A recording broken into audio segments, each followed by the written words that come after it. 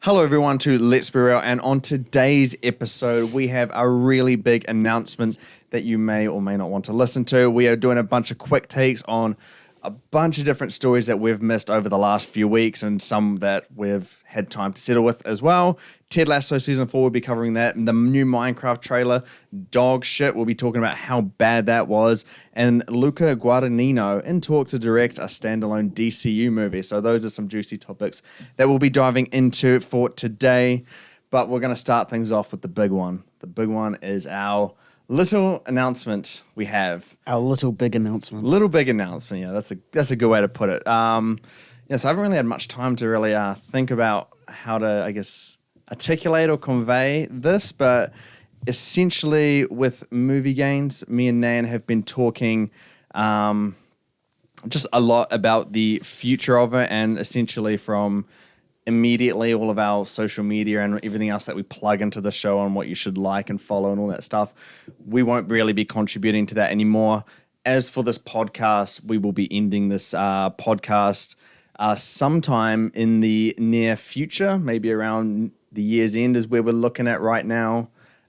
So yeah, it will essentially be the end of movie games. And I guess the reason why we came to this decision was, I guess we were at in life at this point in time. Just there's a lot of different responsibilities as you grow up. You have a lot more to take on, and I think we weren't getting enough return on investment of our time and our energy back into our lives from this. So yeah, we made the decision to end it, but we're going to end this with an absolute banger of a year because we have the OG boy, Kyan.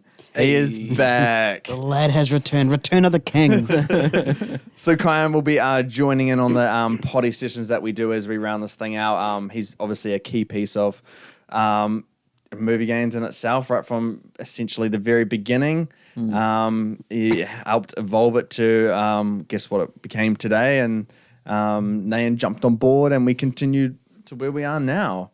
But yeah, no, I think it's going to be a really sad and interesting transition in my life. I think movie games has been around for about 8 years for me. I've just always been working on it. It's always been on my I guess to-do list for every week. So yeah, it'll be weird to say goodbye to it.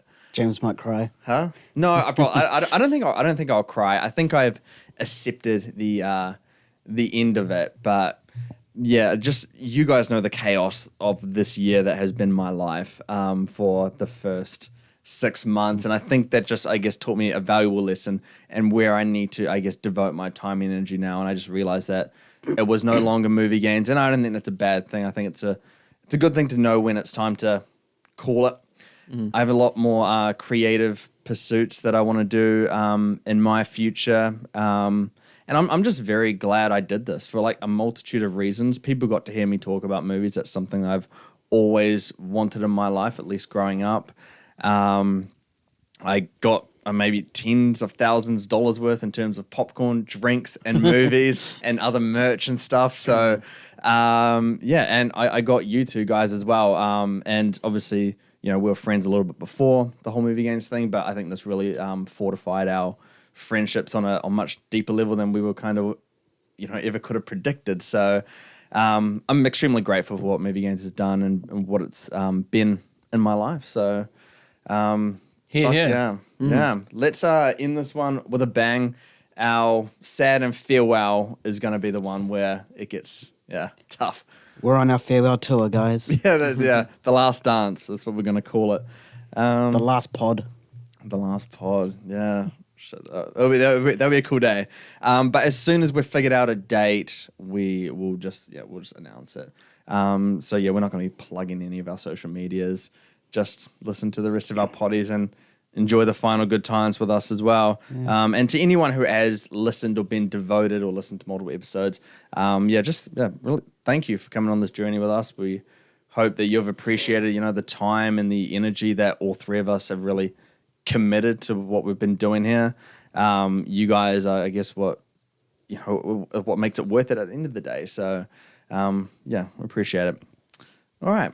Should we move on then? Should we get to some movie news? Yes, let's get to it. Let's do it. Okay, so We're going to do some quick takes now because me and Nan have been AFK for, what was it, 3 weeks since we've done a potty? It's been a bit. Probably, yeah. Yeah. I've just started a new job and that's really intense. So I finally have the energy to do a podcast now. Nan's just on his chill phase. That's what he's been doing. So the way quick takes is going to work, we're just going to be, or I'm just going to be saying the movie news, and then we're just going to be giving our quick take and moving on straight onto the next one, but we'll be diving deep in some other ones later on. So the first one, and this stuff's mainly for Kyan because I haven't heard too much about his thoughts on this one, but you have had time to let it sit with you now, so I'm keen to hear more of your thoughts too, Nan. So the Russo brothers coming back, directing Doomsday and Secret Wars. How do you feel about that? I mean, it's a pretty clear Disney move, right? Like, they've seen kind of what happened when they attempted to move in this sort of Disney Plus, expand their universe into television shows sort of direction, and now they've seen the success of their IPs that worked before working again, namely Inside Out, Deadpool and Wolverine, both characters of previous franchises. And they're probably seeing a bit of the writing on the wall here that, they need to go back to their roots, shall I say, and realign themselves into where they were back in 2019. Yeah. I think that's what this is, and they're really hoping that the Russos can really reignite that. Do you think they can? I don't think they can. It's not because the Russos aren't capable of creating a large-scale film of good quality. It's simply because I think that perceptions have changed. People no longer are on board with superhero movies as much as they used to be. That excitement just isn't there anymore. Yeah, my point is still the same as before. It's a very safe move from Marvel. Yeah, getting them back. So if it ain't broke, don't fix it. Yeah, same as before, eh? Yeah. As Kyan chokes away on his drink there. Yep. I pretty much align with you guys. I actually like it. Because you look at what Russo Brothers have done in the MCU versus what they've not done in the MCU, and they have potentially 4 top 10 MCU movies, so it's probably good to invest in what's actually worked. We'll see if they can do it. They have probably their biggest task because of all the kind of rubbish and mess that's come before it. So they have a lot to clean up. What are they working with? That's the question. Is that they're not working with the same high quality materials as that they were previously working with. So this is going to be the biggest test, and it's going to, I guess, it might actually define them as filmmakers to see if they can really, without the support of all the good high quality stuff in the MCU. Right. All right.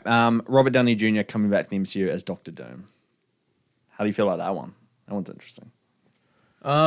I think it makes sense for Disney, and it makes sense for Robert Downey Jr. I mean, it didn't take long for him to nab an Oscar between leaving Iron Man, and it's not actually a trope. It's honestly true. Is that once an actor wins an Oscar, they kind of, I don't want to say they give up, but they stop doing those really, really potent roles that you would typically see. Yeah, because they're not. There's nothing to get anymore. They've achieved the highest level of honor. Yeah. And so that's why I assume Downey was down for this role. Had to do that. Yeah. That's my understanding of why he has chosen to do it. I don't think we need to talk about why Disney chose to do it. Yeah. I think we can all come to a pretty logical conclusion on why. Whether or not it's actually good for the MCU is a different story because you are getting to that realm of repainting with the same color palette, and people recognize that. Yeah, 100%. Yeah, like before, very safe option. I didn't really agree with it. It probably should have been some other actor. Yeah, and then there's this whole thing about a Tony Stark variant turn into Doctor Doom, which is, I'm not a big fan of that. Yeah, you don't like that, eh? No, I do not like that at all. So you would rather him be just Doctor Doom? Yep. Victor Von Doom, eh? Yep. Yeah. That's pretty much my take. That's fair enough. I 100% disagree with that. Even though this is a quick takes. I actually love the idea of if he's a Tony Stark variant, because constantly throughout the MCU, it's always been like this evil side to Tony Stark that people talk about, and this could be the multiverse version where he kind of went to the other direction that the MCU one did. So it's believable of a Tony Stark becoming a villain in the form of Doctor Doom. Doesn't really make sense, but it at least gives some, I guess, emotional ties with the heroes to the villain, which is what Thanos had, with Gamora and all that kind of stuff. Vision, all that, they had a lot of connection there. So this is an easy way to connect them rather than just some random multiverse coming out of a shield and be like, I'm going to end your world. There you go. Kind of thing. Yeah, like it may not do justice to the Doctor Doom character. It may not do justice to the comic books. But at the end of the day, what's most important is that you create an emotional line in your film, and that audiences can connect with it. And guess what? They can connect with Tony Stark. Yeah. And if you're able to create a variant of him that is able to elicit those emotions in the characters, then you might be onto a winning formula. Yeah, if Tom Holland's Spider-Man gives the final blow, that could be a pretty, kind of emotional. Well, yeah, that would be pretty devastating. Yeah. So when you think about it, just purely in an emotional sense, and what it emotionally means in the scope of the franchise, it can be quite powerful. I would just love to see him purely evil, kills Tony Stark's daughter. Oh my gosh! Oh my that gosh. Is brutal. That is diabolical. If he comes and does that, you're like, oh my god, yeah. That would just create so much internal conflict with the audience. All right, Incredibles 3 officially announced. How do you feel about Pixar taking on a new trilogy here? I don't know. I feel like the momentum of The Incredibles is kind of gone. I don't really hear people screaming for a third. No. Inside Out, there were definitely ways to just continue doing it, going through the phases of life, of course. Yeah. It was obvious. But, this kind of feels like one of those situations where, I don't know what direction it's going in. It doesn't really have a direction. It's just kind of seems like they're heroes and they're facing different villains each time now. Yeah. What's the struggle? I'm curious to know what that will be. Yeah, for sure. I think my original opinion still stands. I am excited for it. I'll definitely watch it. But I think that the children need to grow up a bit. I don't think that Dash can be like that 8-year-old boy and fucking Jack is a little baby. Yeah, I'd like to see some true. I'd like to see Violet at the end of her teenage years, Dash coming into it, and maybe Jack as I don't know, 5 to 10 years old. Oh right, yeah. So I think that'll be a cool way to go, and just seeing Mr. Incredible and Elastigirl no longer being able to keep up.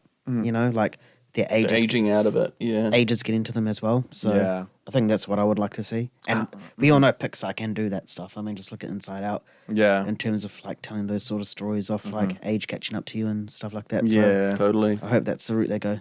No, for sure. I think that's the only way that it can work for me. I remember I was quite excited when I heard the announcement, but I've definitely dialed back on that now.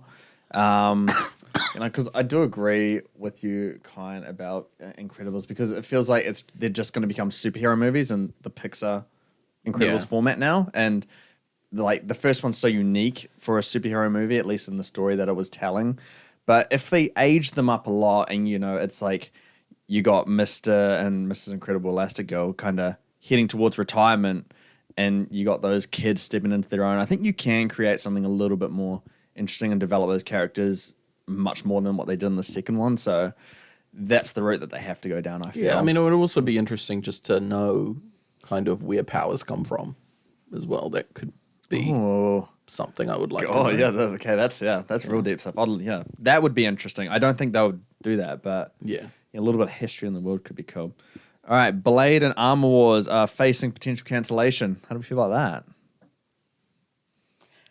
Yes, Blade definitely needs to fucking be cancelled. Oh my goodness, it's been production hell ever since it's been announced. When was it announced? 2018? Before Endgame, I feel. Yeah, Yeah. before that, yeah. And then like the whole thing where Blade wasn't even going to be the main character in his own movie. So stupid. Like, what was it? Multiple directors and writers dropping out and stuff like that. So yeah, Blade needs to go. Armor Wars. I'm getting there. Yeah, Armor Wars. I don't give a shit about it. No one cares about Rhodey. You know. Yeah. And Ironheart. Yeah. Is Ironheart getting scrapped? No, that comes out next year, I believe. The Oh, wow. show. Yeah. Okay. Yeah, but yeah, I mean, ever since what was it? Secret Invasion. Mm-hmm. Yeah, showed that Rhodey is a Skrull. What's the point of having Armor Wars now? Like, it's not. Oh, spoiler, but I'm sure you don't care. Yeah. Been out for a while. Yeah, but yeah, like what's the point? Rhodey is not Rhodey. It's an alien. We guess they would have to address it at the start of that movie. Yeah, unless that's what they're gonna do. Wait, Yeah. so when was he a Skrull? Ever since Civil War. Wait, so he was a paralyzed No, one? he was just a Skrull. But he got paralyzed In Civil War. as a Skrull. yeah, in Civil War. When was he? No, so I think he got paralyzed. Real Rhodey got paralyzed, and then I can't remember what happened. Whether he went somewhere and a Skrull replaced him. I can't remember if he died or not, or Okay. if he's like something. But ever since Civil War, so pretty much the Rhodey we see in Infinite War and Endgame is a Skrull. Oh, okay. I honestly don't even remember seeing him in Infinity War or Endgame. I'm sure he's in there. He's a big part of Endgame, at least. Yeah. Because he's one of the living remaining ones. Oh. Yeah, because he's Wow, part of the I OG. didn't remember him being in it. Yeah. Yeah. Oh, And, he is in it, yeah. yeah, and that whole thing's another topic we can discuss about how stupid it is that a Skrull has that emotional connection to Tony Stark during Endgame. Oh yeah. Yeah. They're gonna have to address that because I reckon they know screwed up. Yeah. Yeah. Well, how do you feel about it? I feel nothing. I was waiting for yeah. this. Yeah, I feel nothing that it was announced and nothing that it's ended. I mean, I will say for Blade, I just don't think that Marvel would have done it justice anyway. I think Blade is the kind of property that is just would have been better held under something like DC. Yeah. And one of those directors to handle, just because it's such a, I don't know, it's such a leap to the paranormal, and it's also such a kind of aesthetically different movie from pretty much everything else in Marvel. It's very gothic, and speaking of gothic, like I was quite excited to see potentially like Mia Goth. Yeah, and Anthony Starr as Dracula. I thought that would have been really cool. Is he in it? He was originally going to become Dracula. He was going to be Dracula. He's Homelander though. Yeah, I know. I think I can see him out. He has the teeth for it. He's got like sharp fang teeth. Yeah, but I think when he's not in the whole Homelander get up, he looks like a completely different person. He does. He honestly, you can't even recognize like brown him. hair and like glasses. Yeah, glasses and like a beard and stuff. He just does unrecognizable as Homelander. Old man Anthony. Yeah. Yeah, I mean, all I take away from this is, I don't really care either. I was really looking forward to Blade, Marshall Ali, proven actor. There was whispers that it was going to be R-rated, and so it kind of gave me a little bit of faith that they were going to do something interesting with Blade, but it's been on such a roundabout like process that it just needs to be cancelled. Like, it's just not going to work, at least not right now. Plus, Mahershala Ali is like 50. But also, he's already in the MCU. Is he? He's a villain in Luke Cage, which is canon. Yeah. Oh, yeah, he is. Yeah. So it just doesn't make any sense. Maybe he's Blade in that.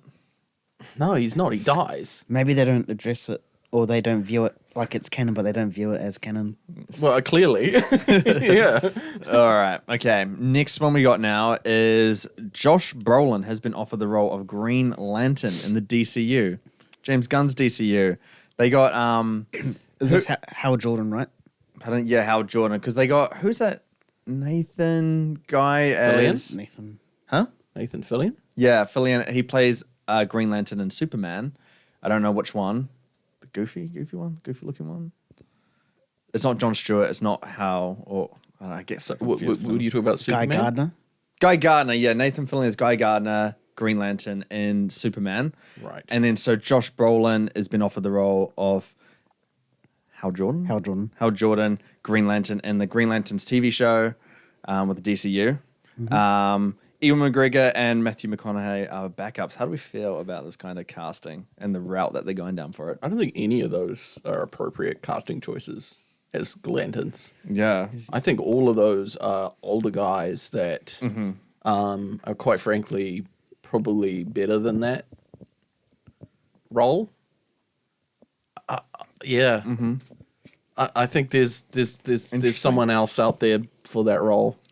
Yeah. Yeah, I can't see it. And to me, when I think of Green Lantern, I think of someone who's like, very quick to think, because it's all about how you can imagine things. Yeah. And having some like older, like graying, like bulky, like 60-year-old guy as a Green Lantern, it just to me it doesn't connect. Yeah. Yeah. I agree. Pretty much on board with Kine. I don't agree with it. Yeah. I mean, it looks like as if they are falling into the trap that, how in the original DCEU, Batman was older and they went with that route. Oh, yeah. Looks like as if they're going with this route. Awful decision, yeah. Like Hal Jordan is like a key founder of the Justice League and they're going to make him old. Does that mean Batman's going to be old as well? Yeah, do you think it would be a passing of the baton thing? Of like an old Hal Jordan? They'll probably do that to like Jon Stewart or Guy Gardner or something like that, but I don't agree with it. I reckon the way to do the DCU was to fresh slate and have everyone, all the cast members young. I reckon Glenn Powell or the Billy from Stranger Things. Glenn Powell, yeah. Could have been a good fit. Right. Good fit for Hal Jordan. Oh, Dacre Montgomery. Oh, Yeah. he could be. He could actually be really good. Yeah, I would like him. That's a good pick. Those were my two picks. I can't stop fan casting the guy who plays Vigilante as so many things from Peacemaker, because I just think he would do so many different roles well. That guy reminds me of Huey.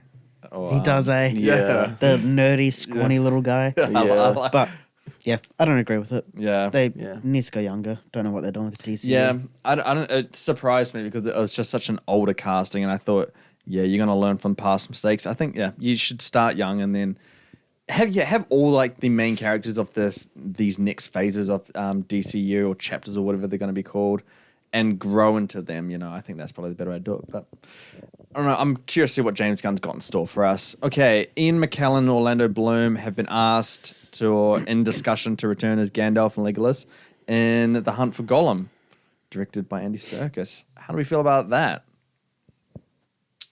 I think this is about as good of an idea of a movie as it was a video game. Was it a video game? Yeah.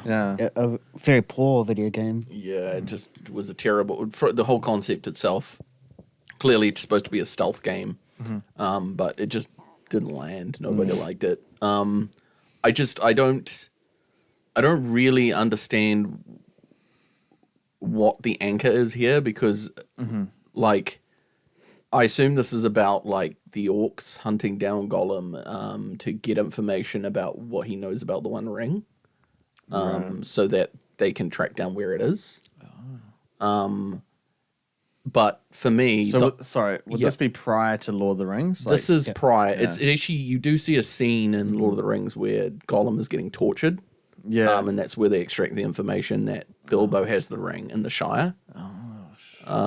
I think that's probably what this is based on. I could be completely wrong. But to me, what makes Gollum's character interesting is his relationship with Frodo. And that they're so alike. They both have this attachment to the ring. And his relationship with the ring itself. Yeah. And if he's not on screen with the ring, right, then I don't really know, and he's not on screen with an opposing character, I don't know what you can do with it. Yeah. I'm in agreement. I don't know what direction they're going to go in. Yeah. I mean, we pretty much saw a prequel of Gollum in Return of the King. It's the opening sequence. Yes. Yeah. Like, of how he becomes Gollum. Yeah. Yeah. Like, I remember that. That's your story right there. Yeah. Yeah. And you're completely right. He needs like another character to like battle against. Like at least in The Hobbit, he had Bilbo and that whole like trivia game thing. Yeah. Little back and forth exchange. Yeah. I don't think he's a main character that can hold his own film. Ian McKellen and what's his name? Orlando Bloom coming back as Legolas and Gandalf. That's just probably they're going to force his characters to interact just because they're familiar faces in Lord of the Rings to bring people into seats. Yeah, and it might not even fit fit the story. I mean, I can understand Gandalf because Gandalf did know Gollum in Fellowship of the Ring when he first saw him. Yes. So I wouldn't mind Ian McKellen being there, but Orlando Bloom, he has no purpose there. He just seems to show up in every every Lord of the Rings related, Middle Earth related thing. It's just like, hello, it's Legolas. Yeah. Okay. I think for this movie, I don't think it is necessarily going to be about Gollum at all. I mean, it's called The Hunt for Gollum. I think it's going to be about people just looking for Gollum. Andy Serkis will show up potentially like in the third act. So it doesn't necessarily mean, at least in my mind, that Gollum needs like an opposing force. I think it's just going to be a bunch of other characters on the hunt for him. How it ties into the Lord of the Rings storyline is going to be even then. key. It's stupid if you're calling a thing Hunt for Gollum. The casual movie-going audience would expect Gollum to be there No, he'll be there. for like majority of it, not like coming in the third act. What's the hunt for Gollum? Yeah, but my thing is, who is hunting Gollum? The only people hunting Gollum are those from Mordor, right? Yeah. So I don't know. It just seems weird. No one knew about the One Ring except for, not even Gollum knew about the One Ring. No one knew it was the One Ring until Gandalf realized it was when he researched it. Yeah. Yeah.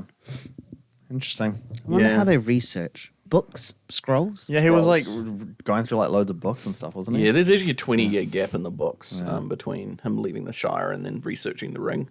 Maybe that's where the story can fit in between. I need to get back into reading because I have Lord of the Rings. Yeah, you do. Anyway, Jurassic World Rebirth. That's the title. It is. Man, you go first. This is your franchise. It is my franchise. What are your thoughts on rebirthing this franchise that just ended? Spoiler alert, it's already number 10 on most anticipated for next year. Is it actually? Yeah. Have you already made your list? No, I haven't. Oh, But it's just Jurassic Park. It has to feature there somewhere. it's Jurassic World. Same. Rebirth, I get it. They are looking to rebirth the franchise, redo the franchise. Just ended. Yeah, I know. 2 years ago. I know. Those two stills that came out, I really like. If it visually looks good in terms of the way it's shot, the dark background and the red flare. Yeah. So I think hopefully visually it's going to be good from a cinematography point of view. Yeah. Rebirth, I don't agree with a Jurassic World film coming this fast. I mean, I brought a box set thinking it ended, and then a couple months later, oh no, there's always got to be three sets of three. Yeah. Pretty much, yeah. Buying threes. Pretty much, yeah. So I'm just more interested to see how it is going to further, or where it's going to go from this franchise. Because the original island has blown up. We saw that in Fallen Kingdom. I can't remember what happened to the second island. What happened in Dominion? Was it Dominion? Yeah. Dominion. Yeah. Dominion. That island blew up. Was it another island? Was it an island? It wasn't an island. Yeah, it was. I think it's the same original island. It's all the same island. No, that's Fallen Kingdom. Fallen Kingdom. Yeah, but that's still the same island, isn't it? What happened in Dominion then? That movie's gone from my mind. It was, how the end of Fallen Kingdom, it was releasing the dinosaurs into the wild. Yeah. This is about the wild and locusts. Oh, the locusts, yeah. And then, So did they kill all the dinosaurs or? No, they're out in the world. Oh, they're still out. Yeah. yeah. So So what did Dominion do? locusts. Oh, Yeah. just dealt with the locusts. Yes. That was the That's big like threat. a throwaway movie. Okay, so is. Oh, it is very throwaway. Yeah. It could have been good. They could have done something really interesting. The fact that you had the original crew coming back for it as well, and it's locusts is the big villain rather than a dinosaur. Fucking triggering. that's funny. Yeah. Your thoughts?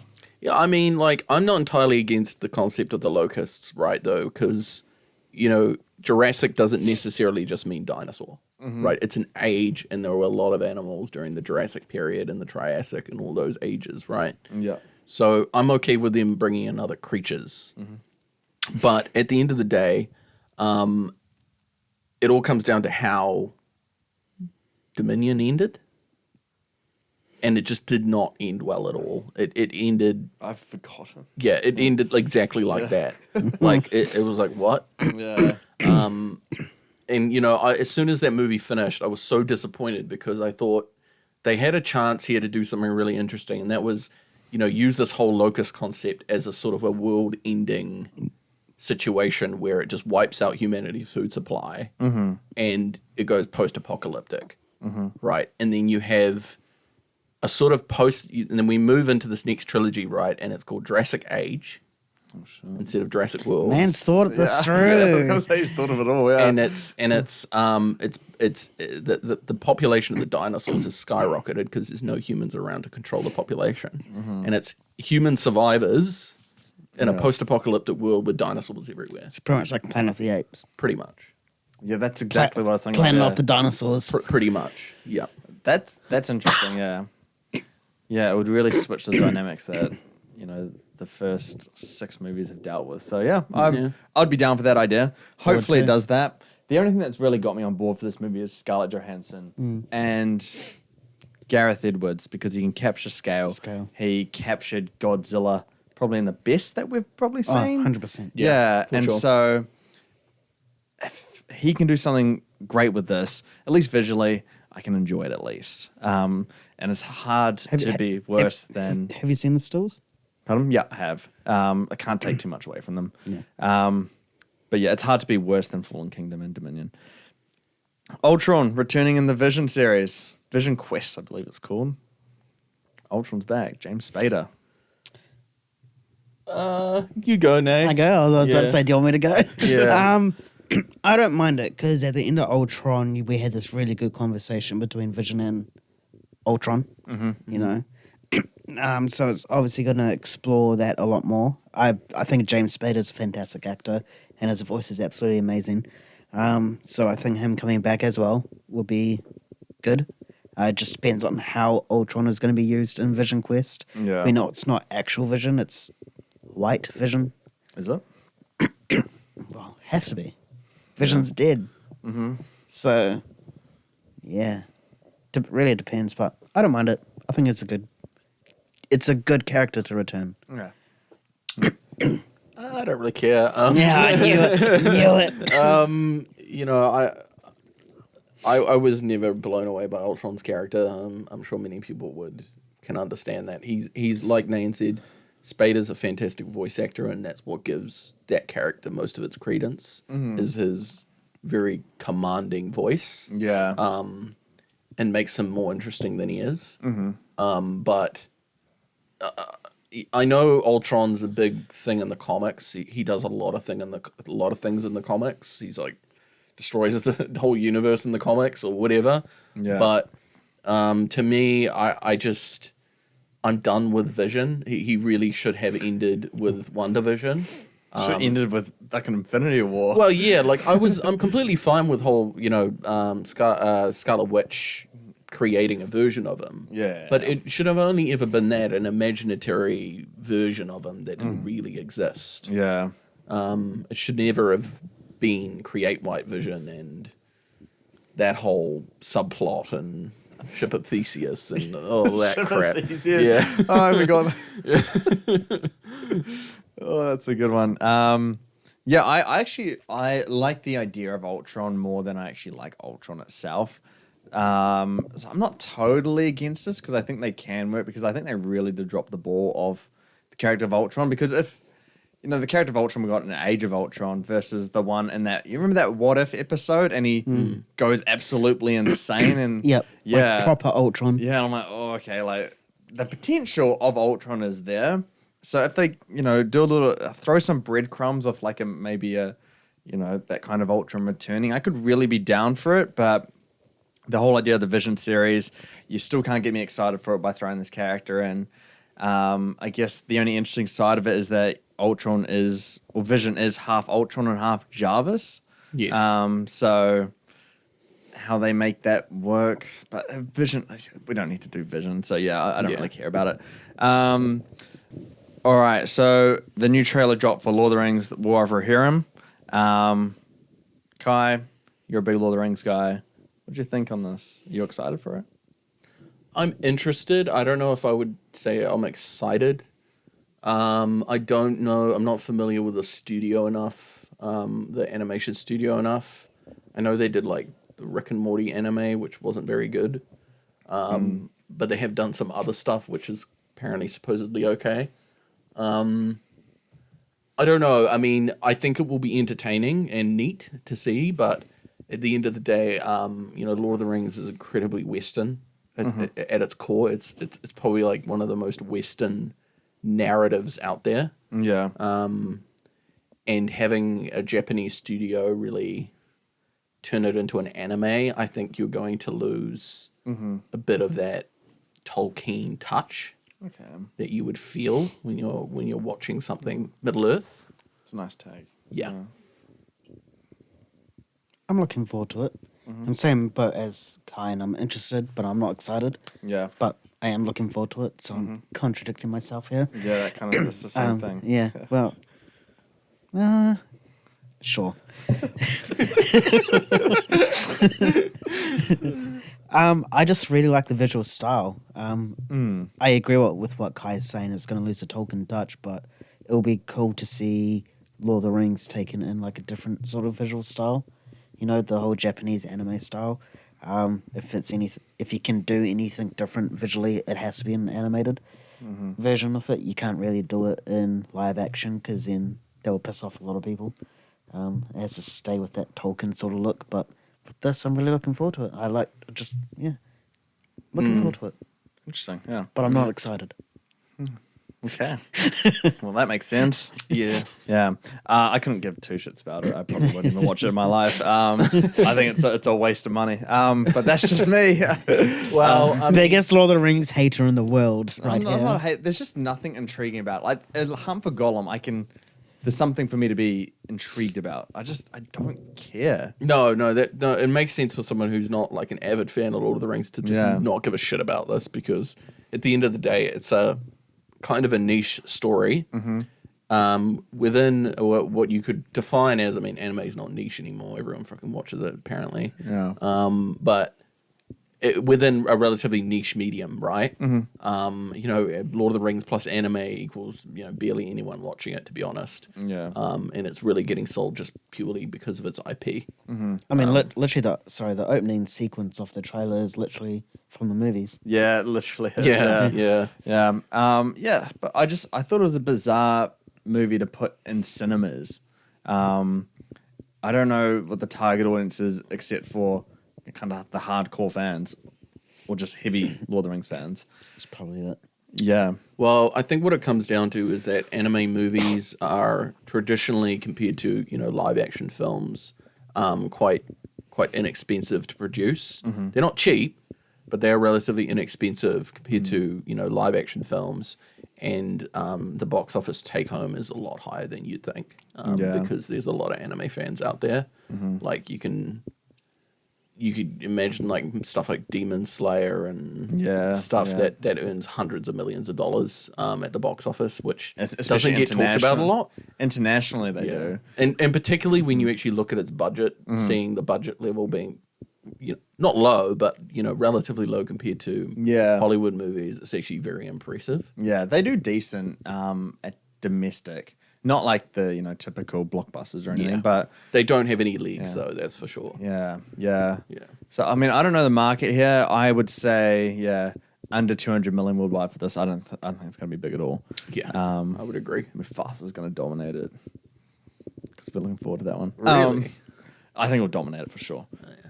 Easily. Oh, we'll beat that. Yes. Yeah. Ridley Scott says Gladiator 2 is the best film he's ever made. Do we believe him? Nope. No. Not at all. No? Don't believe that. A Clear thing of word consensus that man there. says. Yeah, no, I don't trust him at all. A lot of the things that he says just kind of like irk me in the wrong way, as well. So this is just another one of those. I have no faith in Gladiator 2. How do you guys even feel about that movie? Because it's coming up pretty soon. Do you think it's going to be good?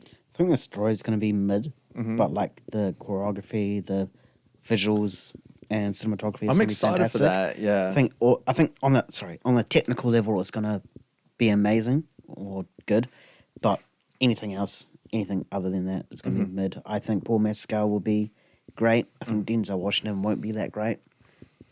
Yeah. It's Denzel Washington. I know, but he's not even trying to put on an accent. Like Yeah. I forgot that trailer. we're in ancient Rome, and he's just talking as if he's straight out of the Bronx. That's just normal for Ridley Scott stuff. I'm more interested in Joseph Quinn. He looks like he's playing a really. I don't like Joseph Quinn. You don't like him? No. Did you like him in Quiet Place Day One? No. You didn't. He just because he's blowing up from Stranger Things, and he's getting all these roles, and I'm just like. I still don't know if he can like command the screen in the way that these big guys do. I don't know if he can carry movies like this. And that's fair, but you got to give him a shot here. Like I think that if you're going to give him a shot, this is probably it because it's a very out there character. Do you know he's in Game of Thrones? Yeah. Oh, you saw him? You noticed him too? I laughed. Yeah. Actually, no. Doesn't he play one of the like guards or something? Yeah, he shoots a guard. Yeah. When Arya comes back. Yeah. I was like rewatching. I'm like, because he told me about that, and I was like, oh, okay, I'll wait for it. But then I completely forgot about it, and he came on screen. I was like, oh, what the hell? Yeah. And I just watched Stranger Things recently, but I think he's okay. I just don't think he's a leading actor type of guy. But I guess we'll give him a shot. I don't know much about the character, so what kind of character is he? That's a good question. I wonder if... I guess that will make or break my takeaway from him in terms of this, because I really don't like him as Johnny Storm. That kind of annoys me. He was fine. I don't think his character was done justice in Day One. I still need to see that. Yeah, so I think it's more of the screenplay than him, but I thought he was perfectly average. But I guess when you're going against Lupita Nyong'o, it's a bit hard to kind of... Yeah, you're always going to get overshadowed. Yeah, exactly. I mean, it's like someone like Leo or one of those types of actors. You got to be one of the big ones. Yeah, I mean, I watched actually Quiet Place Day 1 maybe 2 days ago. Oh, yeah? What do you think of it?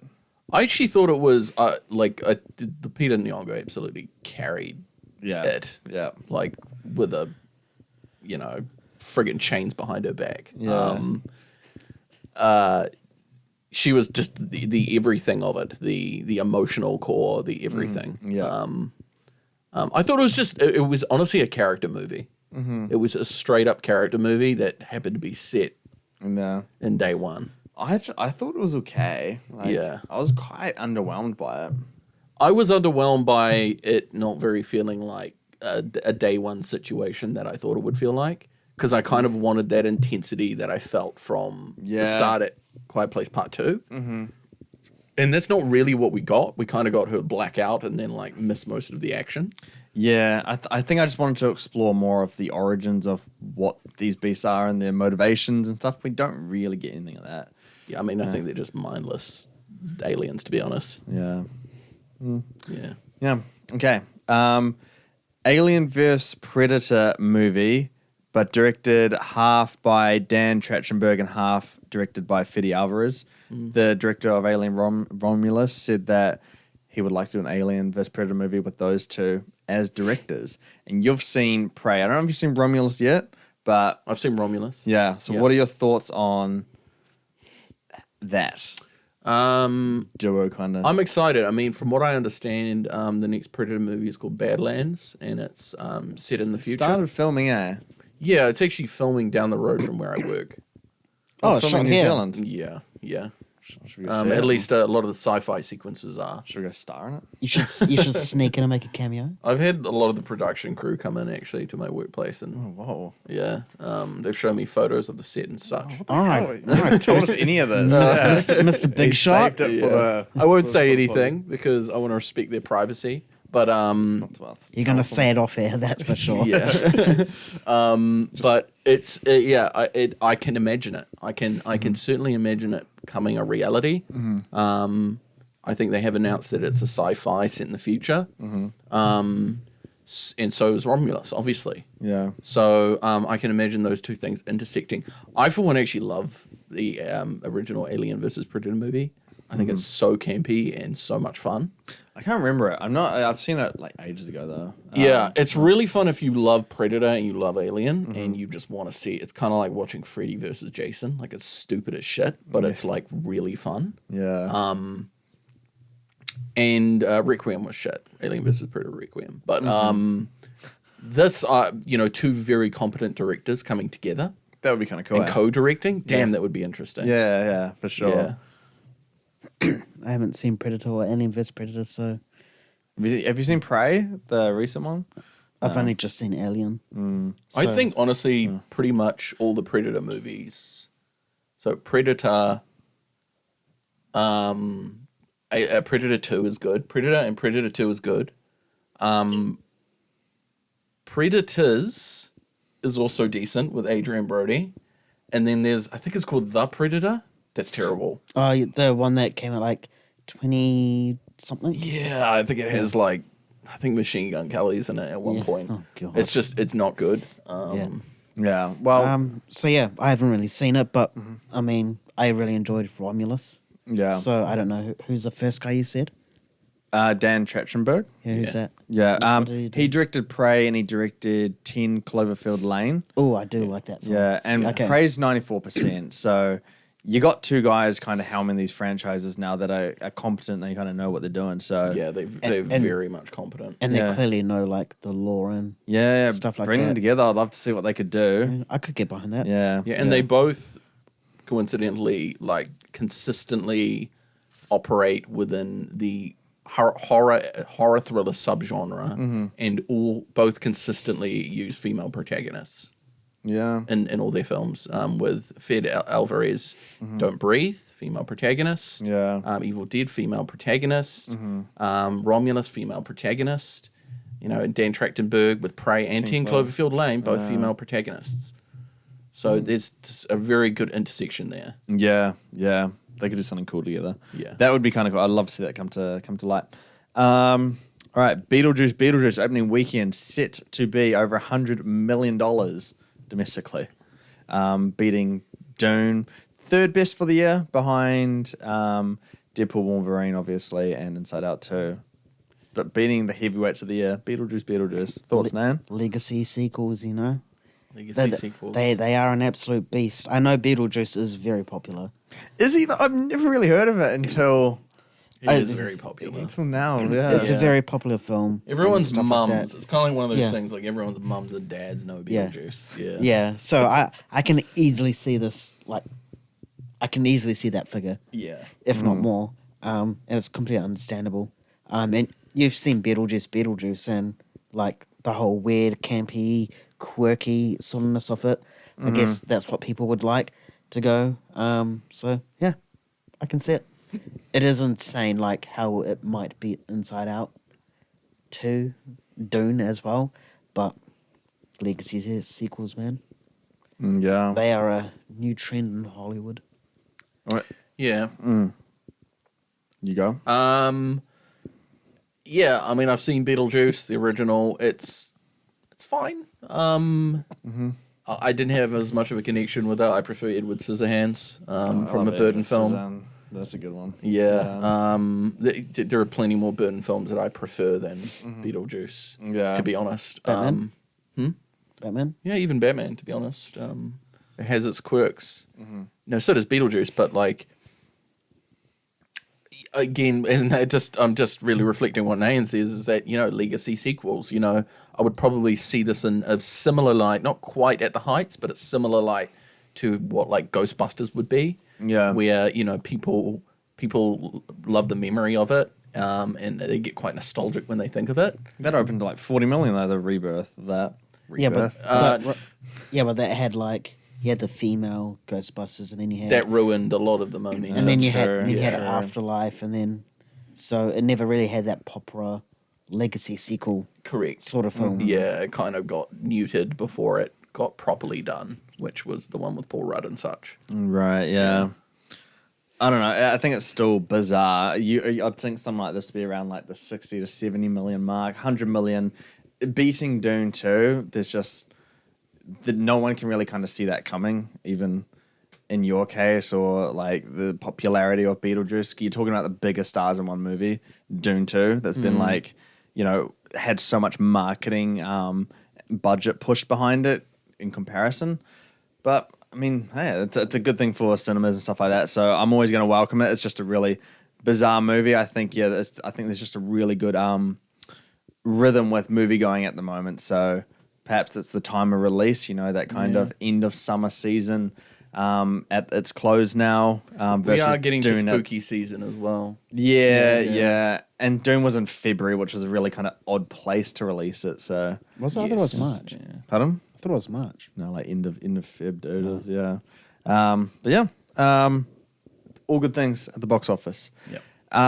Matt Reeves made some comments, and it's good because we kind of get an update on the Batman and his universe that he's developing. And he said that in any of his villains and where they go in his Batman universe, it's going to have a little bit of fantastical stuff to it, but they're not going to go full fantastical. They want to keep things grounded. A very similar approach to what Nolan did with his Batman movies. So, Nain, do you think this is the right move for Batman and this Matt Reeves universe that he's doing? I think so. I mean, the Batman was very grounded, probably a little bit as grounded, if not a bit more, than the Dark Knight trilogy, just in terms of the seriousness. I think it's also because it's R-rated too. In terms of fantastical, I think it's the right move. I mean, the most that could probably get away with is Clayface, if that. But even then, I think that'll be a bit too much. I think that's way out in the realm. It's like doing Man-Bat. Yeah. No. Batman versus Man-Bat. Not going to touch that. I think Mr. Freeze is probably as fantastical as you could probably get.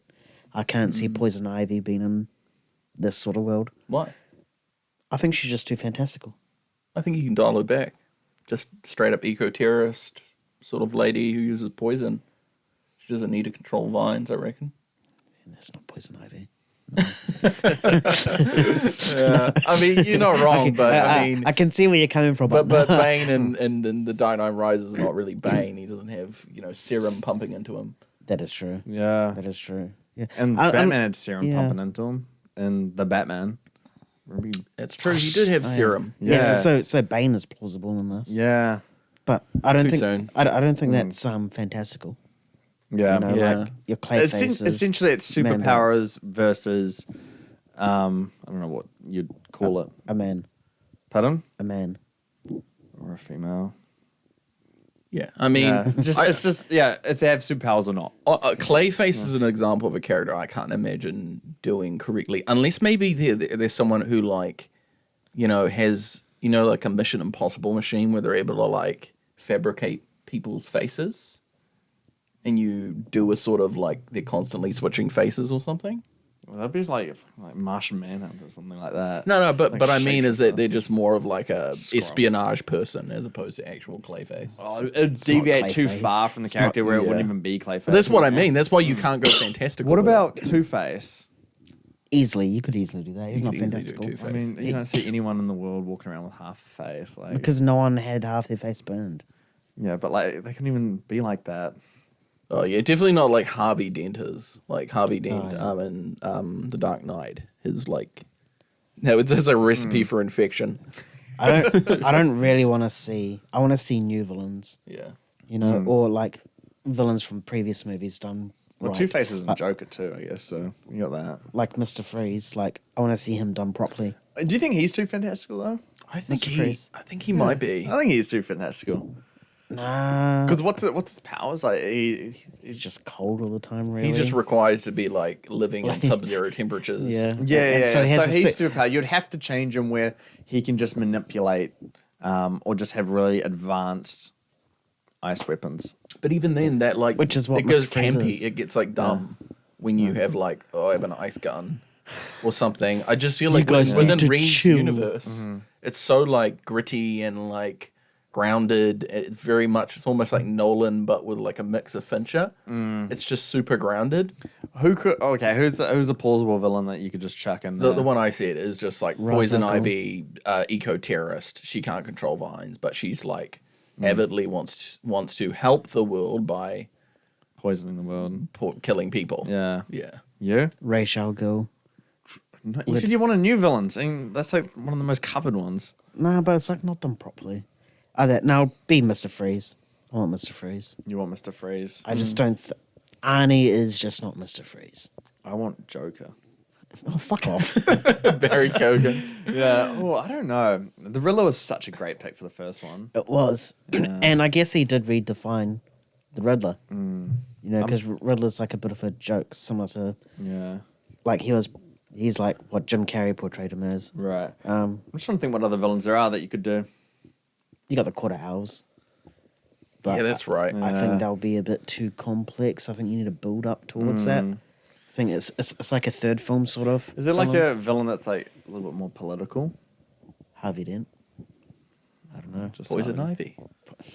Yeah. She's an eco-terrorist. Yeah, he's locked into that answer.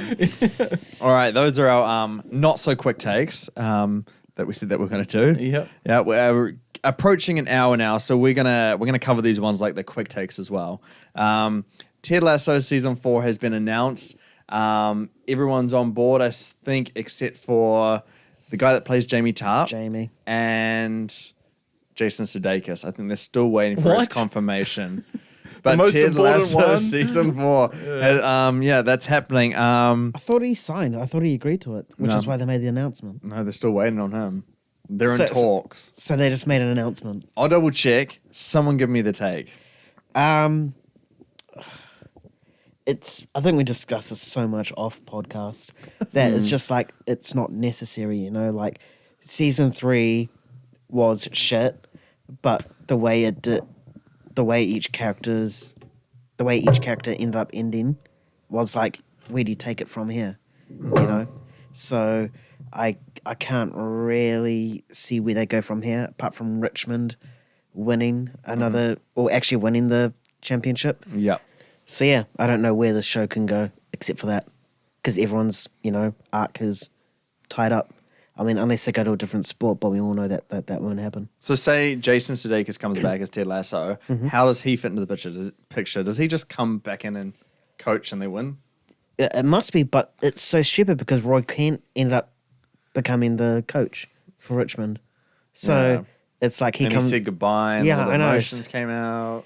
So it's stupid. Kind of like me and you. Yeah. Me leaving Australia, Yeah, coming back you know? instantly, it'd be like that. And you coming back just like, oh, we already said our goodbyes. Like, Why are you here? What about you? Season 4? No. No? No. I think they already screwed the pooch, to be honest. I think that I was not satisfied at all with the finale and how they handled it. It felt rushed, and it felt like it didn't know what it wanted to do. Mm-hmm. I felt like they just brushed over character arcs that needed proper justice. Yeah. In particular, Nate. He just was not. He was just so poorly done. They built him up to be this conflicted character, and then they just sort of completed his arc very rapidly, and turned him into a rounded person straight away. It was disappointing. Yeah, 100%. Yeah, actually makes me mad. Yeah, I just can't. I feel like the damage is done. Mm-hmm. Maybe not everyone will kind of agree with that because there is a sort of comfort value to Ted Lasso, but I just, to me, I'm sort of done with it. Yeah. Yeah. I agree with both of you. I am kind of done with it. I will probably tune into the first 3 episodes just to see kind of where they're going with it, because they're going to kind of have to need something compelling to convince those actors to come back, especially if they agree to the finale. Mm-hmm. But it could just be for paychecks. So we'll have to see. I will probably be a little bit open to just seeing if they can kind of correct course. And I just don't know how you're going to do it after how season 3 ended.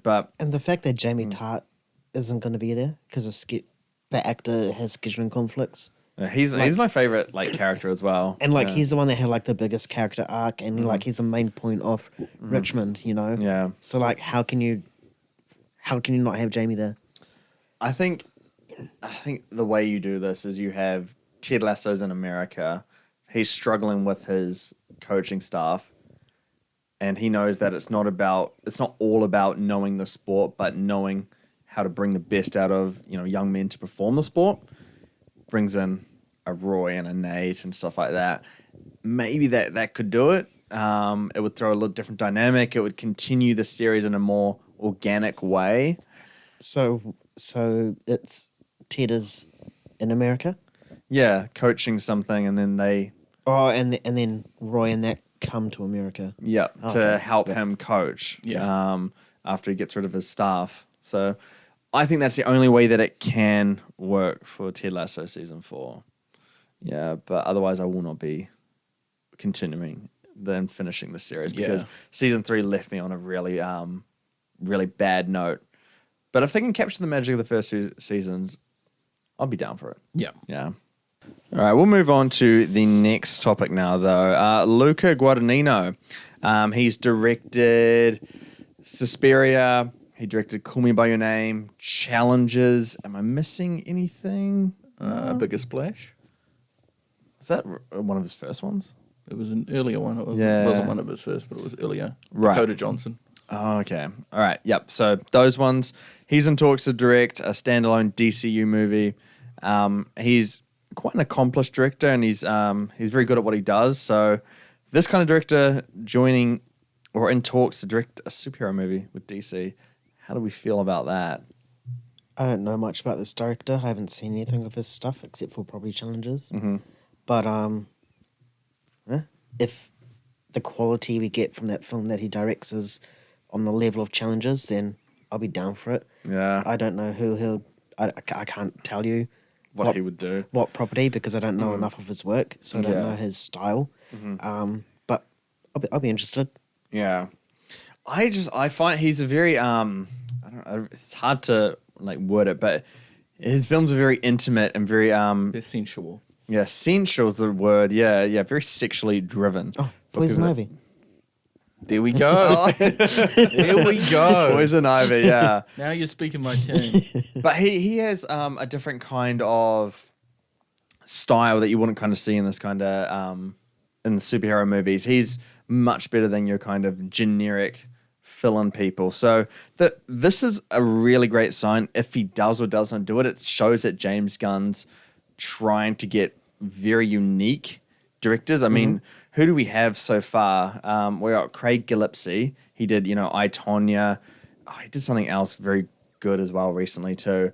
For Supergirl, he's obviously got himself in Superman. He's got James Mangold for Swamp Thing. So he's really getting in accomplished directors that can do some good things in this space. And I think he's very attentive to what people want from superhero movies now. And it's not the same thing that the MCU hasn't come around to changing just yet. So directors with visions, I think he's really trying to bring those people on board for what he's doing. And I think what we're going to get from the DCU is very different things all the time. He's not going to be scared to take risks because I think he knows that it's what you have to do. Like Howard Jordan being old.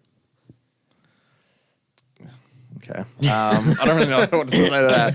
I don't know if there's a risk. I mean, it's just more of a... I need to see how that plays out to really understand that. But in terms of directors, I like that he's going after these kind of directors. What about you? Because you've seen more of Luca Guadagnino's stuff. I mean, you're spot on there. I mean, he's sensual. He's not like many other directors that would typically do a superhero movie, so to speak. But then again, there are tons of directors who have done superhero stuff that just aren't like that. I mean, Chloe Zhao, for example, was just not superhero material, you could say. But she did a superhero movie. True. Who else? Who did Black Panther? Ryan Coogler. Yeah, Ryan Coogler. If you've seen all his stuff before that, very good. Yeah, it's just not. You just wouldn't imagine him doing superhero stuff. So it's just, I don't really know how it will translate. To be honest, I don't know what to expect. I think it can be good. It can be bad. Yeah. My thing is more so like, could Luca Guadagnino be doing an original IP like he does with Challenges? I don't actually. It's probably based on a book, but doing something original and spending his time in better places, producing better movies. Oh, so you think he should not be doing DCU stuff and going to something else? I'm not saying that. I'm just saying that like he could be. Yeah. And I don't think that this is necessarily the right call or the wrong call. It's just like, sure, we'll see. Yeah. Yeah. That's completely fair, I think. Yeah. I don't know. I don't know how James Gunn's DC universe is going to go down, but it's looking interesting and it's doing something quite unique. At least the structure on was it chapter 1, Gods and Monsters or something like that. Yep. Yeah. So I'm curious to see where he goes, and what other people come on board because Well, I mean, if we look at anything, right, James Gunn has had more successes by far than failures. Oh, 100%, yeah. You know, in the superhero genre itself, he's had 100% success, in my opinion, in terms of producing good and entertaining quality superhero content. Easy. So there's a higher chance that his DC universe is going to be good than it is going to be bad. Yeah. But I think it's a different thing to make movies than to make a universe and be the kind of orchestrator of all of that. So, but I think he can easily apply the skills. Yeah, I mean, because in a sense, like he's kind of been doing that on his own for a short while. He's been taking on many universes and establishing them or re-establishing them. Yeah, you know, he took on Guardians. That was a whole new paradigm for Marvel. But he's like the Kevin Feige now of DC. Yes. Yeah. And I understand it's a different role. Yeah, it's going to be interesting to see how he evolves as a creative. For sure. All right, and our final topic for today, I've saved the worst for last. The Minecraft trailer. Nayan, you are the Minecraft king of the group. You have played hours and hours of this game. So, give us your take on the trailer. I have, and by hours and hours is probably less than an hour that I've played. He's never played Minecraft. So we'll start with him first. No, I played it once when I came over to your place. You gave me the controller, I played it, and I was like, okay, no. Oh, man. You've missed out. You've missed out. It's amazing. It's so good. That trailer was bad, eh? Like, I think it's just going to be such a cheesy, corny, unfunny. It's going to be like a Taika Waititi film, you know, just off recent. You know, it's just going to be absolutely unfunny. It's going to try like push a joke that's just not funny, and by the looks of it, it's like humans get taken into this Minecraft world, based on it.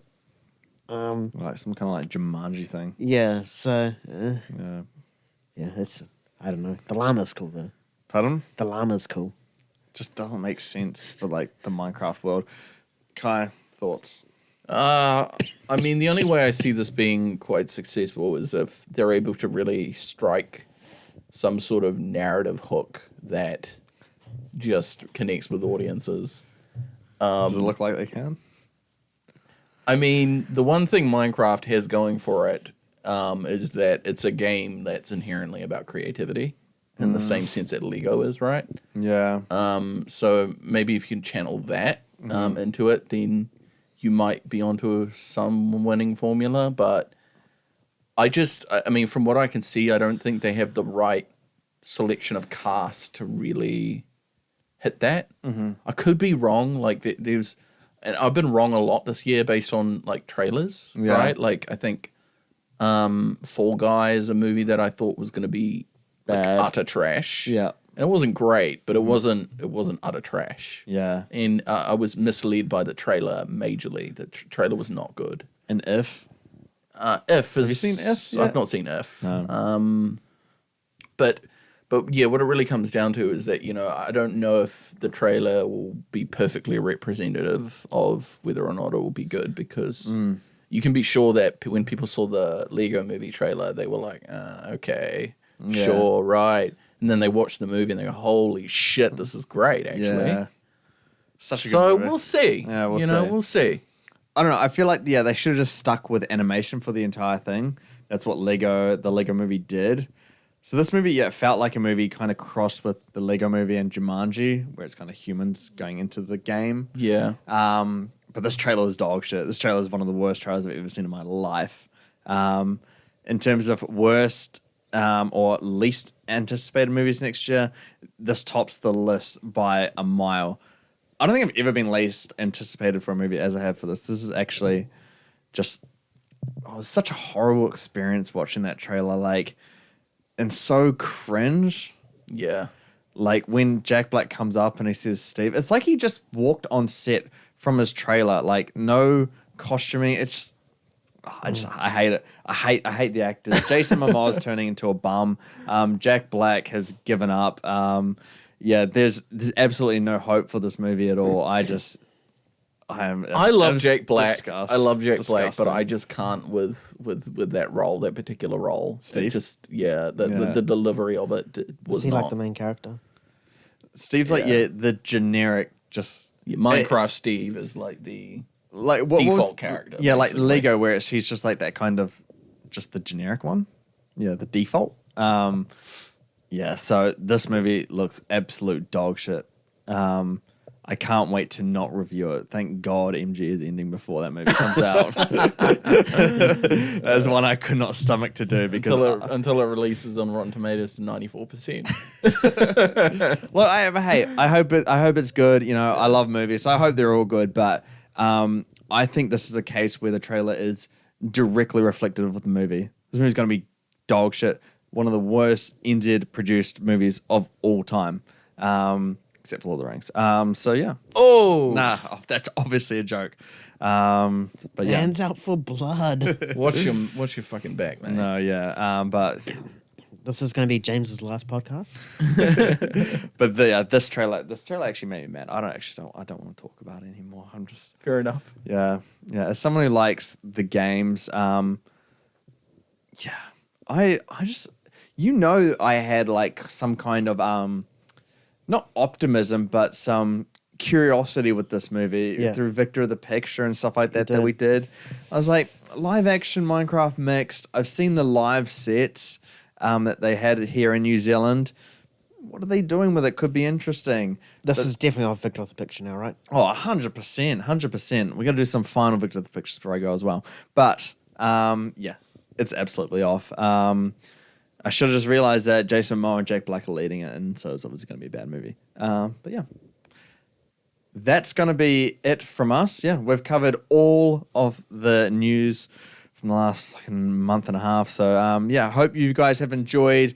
You don't need to follow us on anything. You don't need to subscribe or anything like that. We are ending, but we hope that you guys have enjoyed our takes on everything that we've said here today. And remember, we're still going to be doing podcasts here and there throughout to around the end of the year. It's for a confirmation on when we are ending things that will come at a later date. But be sure that you do follow us on Spotify or any other podcast platform that you listen on. And stay tuned for future episodes. We're going to have a ton of fun as we lead to the end. The road to the last pod starts now. The road to the last pod. Here we go, lads. All right. Keep bringing the hype. Peace. See ya. Later.